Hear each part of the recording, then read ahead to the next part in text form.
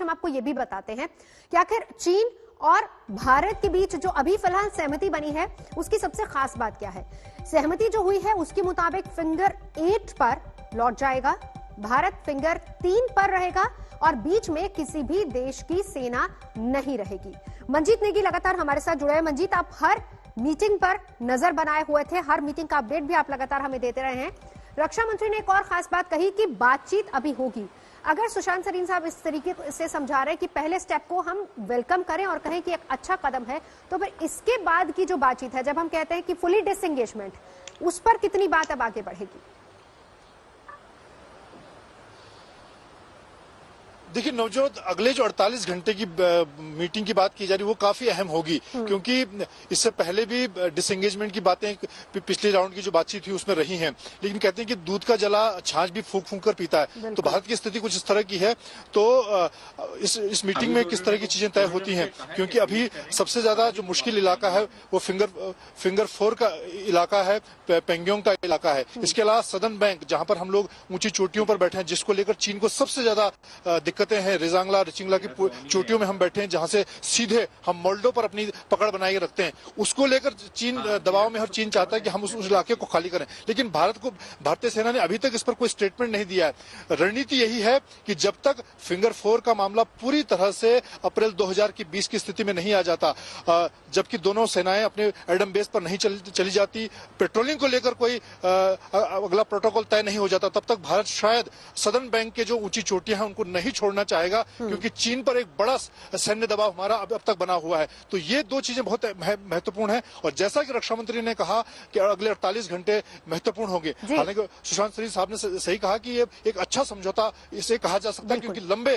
तनाव के बाद हम इस समझौते तक पहुंचे हैं। एक सकारात्मक कदम हम इसको कह सकते हैं कि आगे की प्रक्रिया के लिए। संजय सोई साहब हमारे साथ इस वक्त जुड़ चुके हैं, सुशांत सरीन साहब भी हमारे साथ लगातार है, मंजीत नेगी भी मेरे साथ मौजूद है। हम चलेंगे संजय जी के पास भी, लेकिन उससे पहले सुशांत जी, अब आगे की प्रक्रिया किस तरीके से रहेगी? अगर 48 घंटे के बाद अगली बैठक होनी और ऐसे में भारत, जिसका जिक्र कर रहे थे मंजीत नेगी, दूध का जला छाछ भी फूंक फूंक के पीता है, तो ऐसे में अगला कदम क्या होगा? हालांकि भारत ने अभी तक इस बात को पक्का किया है कि जब भी टेबल पर बैठना है, अप्रैल 2020 की स्थिति पर सेनाएं लौटे उसके बाद ही अगला कदम उठाया जाएगा। बिल्कुल, मेरे ख्याल जो अगला कदम होगा वो ये होगा कि मेरे ख्याल पहले तो समीक्षा की जाएगी कि जो समझौता हुआ उसका कितना पालन हुआ या क्या और उसमें करने की जरूरत है। मंजीत जो कह रहे हैं कि साउथ बैंक में जो भारत चोटियों के ऊपर बैठा हुआ है, उस पे मेरे ख्याल एक अभी भी एक सवालिया निशान है कि वहां पर हम लोग बैठे रहेंगे या पीछे हटेंगे, क्योंकि अगर जो स्टेटमेंट आई है रक्षा मंत्री जी की, अगर उसको देखा जाए तो उससे तो ये स्पष्ट लगता है कि भाई उधर से भी पीछे हटेंगी, जैसे कि चीनी जो आगे आ गए थे वो भी पीछे हटेंगे तो भारत भी वहां से पीछे हटेगा। अब या ये हमारी समझ का प्रॉब्लम है या ये एक्चुअली होगा, लेकिन उसमें भी मुझे कोई आपत्ति की बात नजर नहीं आती अगर दोनों साइड्स इस डील के ऊपर बरकरार रहे।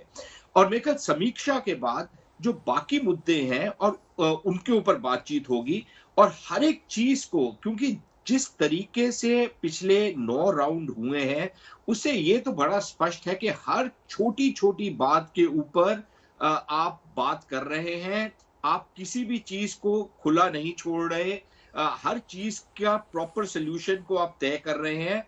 तो मुझे लगता है कि वो उसमें भी काफी टाइम लगेगा। अगर हम ये मानते हैं कि अगले 2-3 मीटिंग्स में सारा कुछ सुलझ जाएगा, अगर हो जाए तो बहुत अच्छा है, लेकिन मुझे होता हुआ नजर नहीं आ रहा। इसीलिए मैंने कहा है कि एक छोटा कदम है, पहला कदम है, अच्छा कदम है, लेकिन जो अभी तक क्राइसिस बना हुआ है लद्दाख के क्षेत्र में और जो तनाव है वो थोड़ा कम तो होगा लेकिन बरकरार रहेगा मोटा मोटी। बिल्कुल।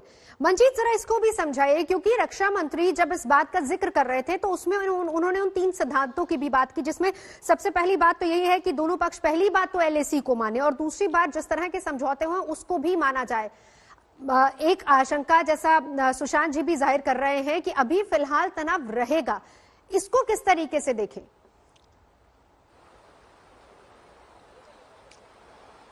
देखिए नवजोत, जो कहा जाता है कि ट्रस्ट डेफिसिट, ये तो अब दोनों सेनाओं के बीच में हो चुका है। क्योंकि जो हम लगातार इस बात को कहते रहते कि सरहद पर कम से कम पाकिस्तान के मुकाबले में चीन सरहद पर गोली नहीं चलती है, वो एक मुगालता खत्म हो चुका है। तो अब दोनों सेनाओं के बीच में वो एक भरोसा नहीं रहा, इस बात को मानना होगा। इसीलिए सेना की तरफ से अभी तक कोई स्टेटमेंट नहीं दिया। सरकार की तरफ से रक्षा मंत्री ने, क्योंकि इस वक्त सदन चल रहा है, सेना की तरफ से स्टेटमेंट नहीं दिया जाएगा, लेकिन सेना पूरे मामले को बहुत चौकस है। क्योंकि गलवान जैसी घटना को हम झेल चुके हैं, जहां पर हमें अपने 20 जवान गंवाने पड़े हैं। ऐसे में सेना किसी भी मोर्चे पर नहीं चाहेगी कि दोबारा हमारे लिए कोई एम्बेरसमेंट की स्थिति हो। और जहां तक बातचीत की टेबल पर मोल्डो में अब बातचीत होगी या हमारे तरफ कोर कमांडर स्तर की अगली बातचीत होगी 48 घंटे में, जो भी बातचीत होनी, या फिर वो WMC के तहत बातचीत होनी है, तो या वो अगर हम राजनीतिक मोर्चे पर बातचीत की बात करें, तो सेना निश्चित तौर पर संभल कर आगे बढ़ेगी। और जैसा कि हम लोग इस बात को मान रहे हैं कि अब ये एक अच्छे समझौते की शुरुआत जरूर है, लेकिन लद्दाख के दोनों इलाकों में सदर्न बैंक और नदर्न बैंक दोनों में किस तरह से पीछे हटना है, क्योंकि पिछले 5-6 महीनों में दोनों सेनाओं ने परमानेंट स्ट्रक्चर खड़े किए हैं, बड़े हथियारों की तैनाती की है, टैंक से लेकर तोप, आर्टिलरी गन, बड़े इक्विपमेंट, सर्विलांस के इक्विपमेंट, तो उन सभी चीजों को लेकर उनको भी हटाना है। उसमें वक्त जरूर लगेगा।